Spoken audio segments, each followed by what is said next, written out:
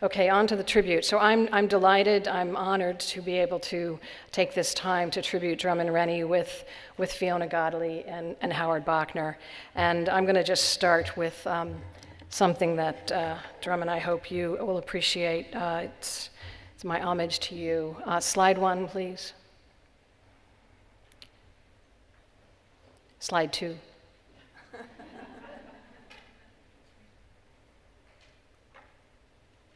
There we are. Here's a ditty in tribute to Drummond Rennie, who's led the peer review Congress from the beginning.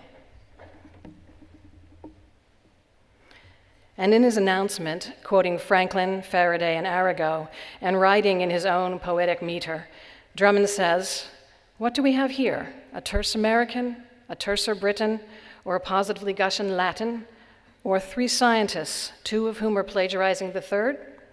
It is more likely that these three were merely stating the obvious, that as no one knows, research has occurred unless its results are published. Publication is central to the research enterprise."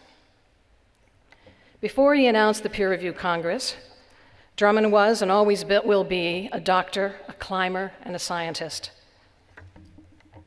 A lover of furry creatures, all named Ben, mountains, and the environment. In the 70s, he went to a lesser journal in a dark region of New England, where he honed editorial skills and recalcitrance and saw his first case of fraud and cheating. There he also saw a statistical novelty, something called a meta-analysis. Thus began his love of journalology. And as deputy editor, he was an early adopter of advanced technology. Then Drummond saw the light and moved to JAMA in Chicago, where he edited, wrote, tested, and measured, and advocated for all that's right. He preached quality of reporting and exposure of bias, honesty for authors, credit for contributors, registration for trials, and transparency for science, and exposed crooks, rogues, and scientific fraudsters. He's been a leader of the tribe of Consort, founder and president of WAMI, and president of CSE, a mentor, advisor, and collaborator with many, and a courageous liberator of researchers and editors from tyranny. For this and more, he was given the AAAS Award for Scientific Freedom and Responsibility. With the evidence-based trailblazers, leaders, colleagues, and those he admires, Drummond is one of the risk-takers, an early contributor to the EBM choirs. And at JAMA, he was a rainmaker, wrestling armfuls of manuscript files, nurturing the user's guide to the medical literature, launching the rational clinical examination, and recruiting and publishing practice-changing clinical trials.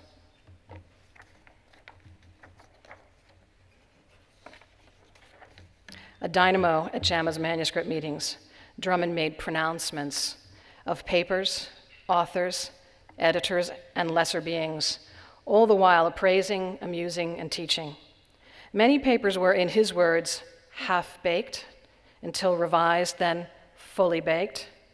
Other papers were appallingly long, obscure, convoluted, and dense, or complete hogwash of the purest essence. Agreeing with other editors only when his mood tilted benign, or when loudly crunching an apple, as another editor dared to describe a study's design. I recall Drummond once saying, with a smirk and a lilt, quote, "As an editor, I, of course, am a stranger to guilt." And my least favorite, and certainly not true, was Drummond to moi, "Annette, you're as remorseless as an enema."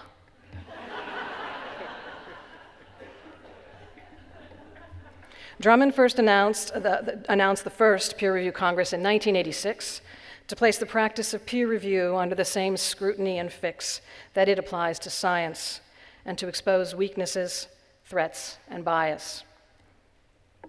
That first Congress was held in 1989 at the haunted Congress Hotel in Chicago, just down the block, for which Drummond received worthy praise and at least one complaint about the hotel's plumbing from the BMJ's Stephen Locke. To which Drummond replied, "I believe you have mistaken me for someone who gives a bleep. Since then, our Drummond has led us through 8 peer review congresses. Out of the desert of evidence-laced practice, he has urged us, cajoled us, and compelled us to conduct new research and submit new abstracts. We've met 5 times in Chicago, where the plumbing is now reliable. In 1997, we met in Prague, where the price of beer was undeniable. 2001, in Barcelona, during which the events of 9/11 kept us mindful, united, and unstoppable. 2009 in Vancouver, with the first research on sharing data that's reproducible. Yet every 4 years, Drummond and I worry, doubt, and obsess. Does anyone still care? Will they conduct research? Will they submit abstracts? And will they come to yet another Congress? Since 1989, 1,400 abstracts have been submitted and 763 presented, many from podium and many as posters. And always with equal time for audience discussion, provided there's no speeches, whining, or fussing. Thousands have attended the congresses, all of us together in one room, under the train-like schedule of Conductor Rennie, our peer review sage and boon. And we have gathered again here these 3 days to present and discuss problems, solutions, and innovation in peer review and scientific publication. We've been served by many, colleagues, staff, and friends, editors and researchers aplenty, and advisory board members again, many just like you and me, and some truly legendary. And all along, Drummond has been given support from JAMA and the BMJ editors, and now with the Metrics Team Edition, welcome collaborators in our alliance. And from all of us here in this room who temporarily set aside our role as competitors, supporting the Peer Review Congress and Drummond unwaveringly as we research, present, and debate the quality and credibility of science. But there's been none better and at the ready in support of Drummond Rennie than his wife and friend, Deb Rennie. Deb, thank you for sharing Drummond with us all these years. Drummond, this is the image I like to remember most when I think about you and the Peer Review Congress. It's actually from the last Peer Review Congress. There you are at the mic, sharing your experience, your insight, and your wit, provoking and inspiring us to get it right and to get on with it. Thank you for your vision and determination and all you have done for peer review, for scientific publication, for editors, for scientists, and for science. We are indebted to you.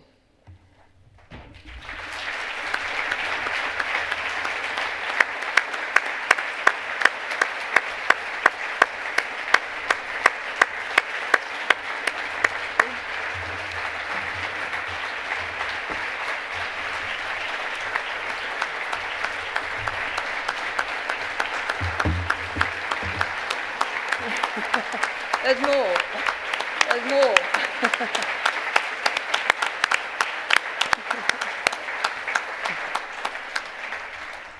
There's more. You have to sit down. It's the same tie, and I live in Southern Oregon, and I haven't worn a tie for 4 years. Thank you very much, Annette. Thank you, Drummond. So here's my tribute to Drummond. It's a challenge to be asked to say some words about someone whose talent with words is, in the words of my predecessor, Richard Smith, unequaled in the world of medical editors. Drummond is the medical editor's medical editor. Rigorous, exacting, insightful, courageous, passionate, funny, with a uniquely wonderful writing style and a huge frame of reference. Widely read, widely and deeply connected across clinical medicine, science and beyond, emotionally and intellectually committed to the work of editing.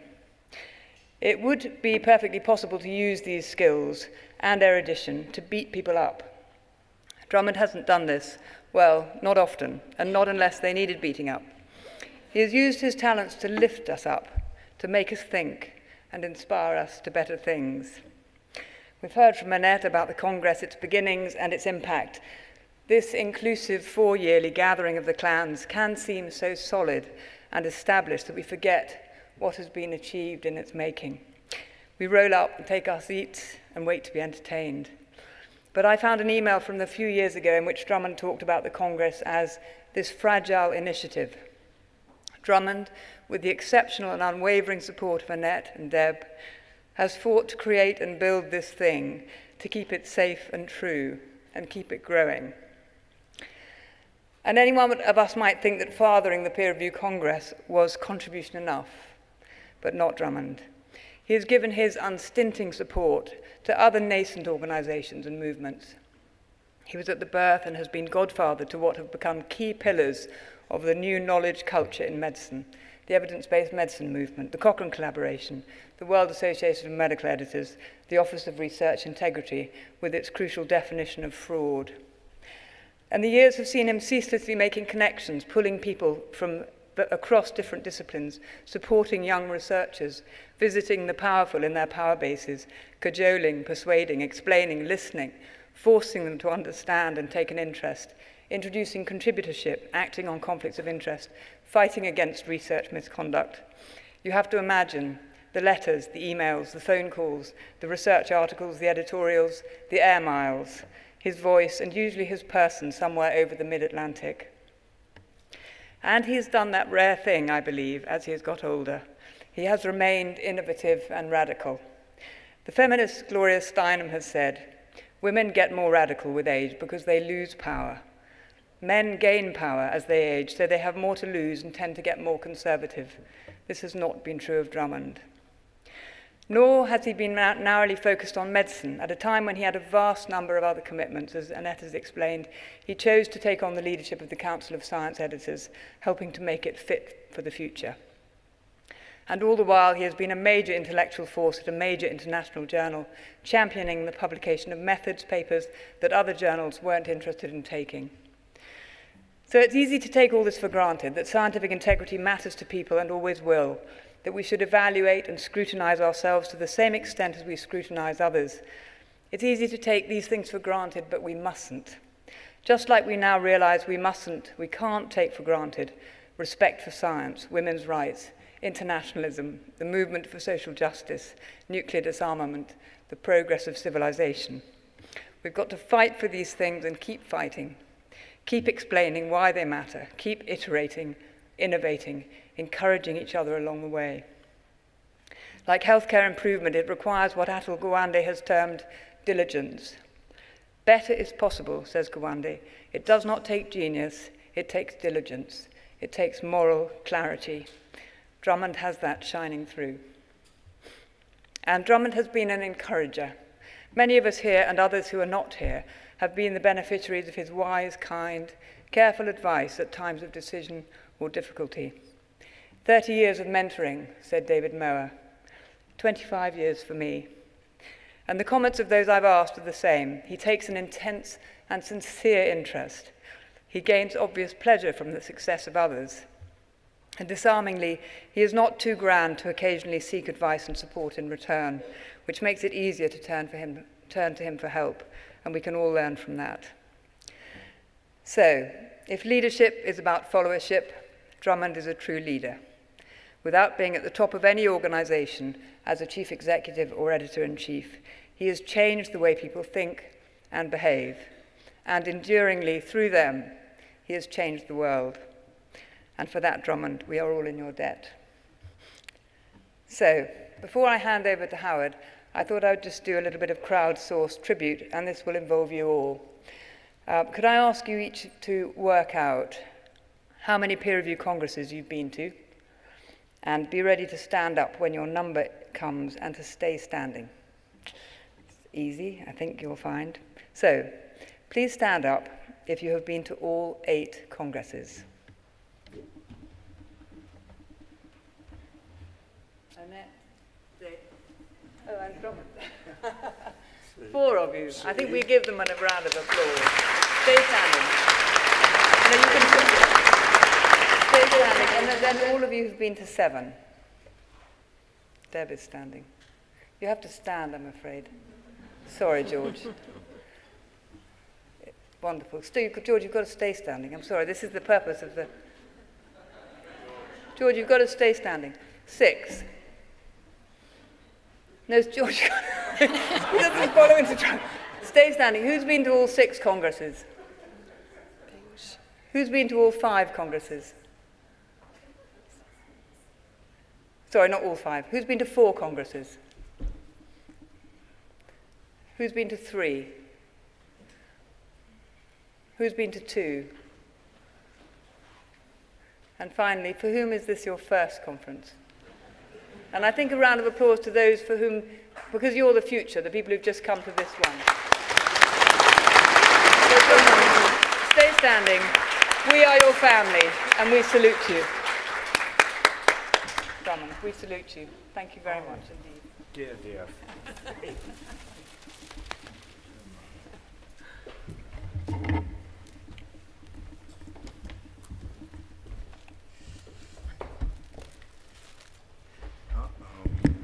So I'm the last speaker. I will be brief. I think many people have extolled the virtues of Annette Flanagin. I have the privilege of working with her every day of the week. Some people tell me I'm her boss. I'm not exactly sure that that's true. But she is as extraordinary as the executive managing editor of JAMA and the JAMA Network as you've heard that she is today, and I just really want to thank her for all the work she does, both at JAMA as well as for the Peer Review Congress.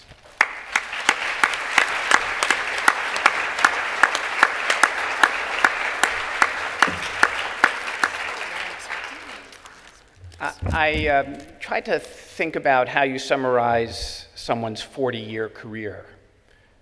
It's been an extraordinary career. Interestingly enough, Drummond has never been an editor-in-chief of one of the major journals. But I think people's greatness is rarely measured in their own contributions. It's normally, or more powerfully measured in the people that they've worked with and mentored and collaborated with, because it's through the other people that I think great influence really occurs. So I wanted to read some names to you. Locke of BMJ, Ingelfinger of New England Journal of Medicine, Lundberg of JAMA, Relman of New England Journal of Medicine, DeAngelis of JAMA, Kazarier, New England Journal of Medicine, Altman, BMJ, Mower, BMJ, Smith, BMJ, Sachs, Annals of Internal Medicine, Suzanne and Robert Fletcher, Annals of Internal Medicine. Current editors, Drazen, New England Journal of Medicine, Horton, Lancet, Lane, Annals of Internal Medicine, Godlee of BMJ, and other assorted great giants of medical journalism over the last 6 or 7 decades. Sackett, Guyot, Zarin, Haynes, Chalmers, Ian and Tom, Cochrane, and Cook. There's one theme, one person that weaves his way through all of those individuals and all of the extraordinary accomplishments of those individuals. That individual is sitting to my left, and that is Drummond Rennie. I hope we could all stand and give him one last round of extraordinary applause.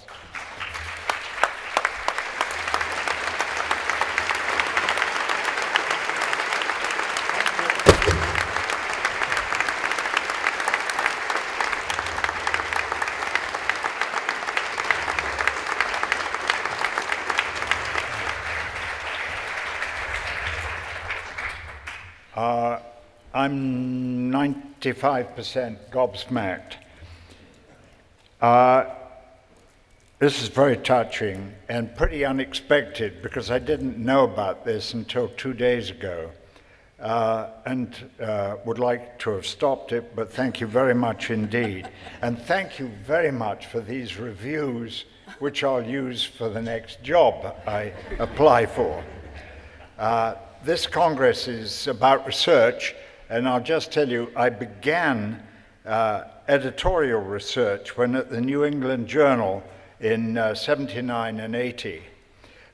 John Baylor and Fred Mostella, the two nicest people in the known universe, came to the New England Journal where we published a series of articles on statistics. And I was asked my opinion, and I said, boring. Why don't you look at the best research articles, look at them all the way through the stages of revision, and then you'll have a book on all the major statistical problems and what should be done and what was done. And the nice thing was, for a few weeks, we had all these, or months, we had these Harvard postdocs, Walter Willett, Rebecca DeSimonian, and others, populating the place. And eventually we published, or the book was published, and we published all these articles. And the secret about it is, I just did absolutely nothing beyond that. But you'll see it there in the book. Bud Roman wrote about that. You tell that's the beauty of editing. You tell somebody to do something, they do it, and you go back to your hammock. Now, as I want to tell you 2 tips for the future and things we should investigate. Let's get on with something. And it's because of 2 things, indices, that those interested in peer review and publication should both, they've become very recently well-defined and established and purified and officially sanctified. They are linked and both describe what, before 1986, editors wrote about peer review, or indeed anyone wrote about peer review, except 1 or 2 clear-thinking people like Stephen Locke. Both are why these congresses started, and think about that. In 2005, Professor Harry Frankfurt, professor of moral philosophy at Princeton, wrote a bestseller. This was on the New York Times bestseller list for 27 weeks. It was written to fully describe the theoretical, get a theoretical understanding of the word bullshit. Now, in this book, which is called On Bullshit, he describes it, and it's in dozens of languages. He describes it, and he says, bullshitters don't care about the truth. They have no regard for the truth at all. They just are trying to get someone to do something. Think about how much bullshit you read. The other is fake news, which in 2016, those 2 words together became the Oxford English Dictionary's word of the year, as I know you all know. Its incidence having soared 2,000%, a rise helped by the Brexit campaign in England and the US presidential campaign here. Authors of fake news make demonstrably false statements and persist in them despite incontrovertible evidence to the contrary. They may, of course, be liars, or they may just be bullshitters. I believe these 2 words apply to much of what we read and are worth your great attention. So there's a future research program for you young people, and it's so great to see all these young people here, and I include Howard. And good luck for the future. Thank you. Thank you, thank you, thank you.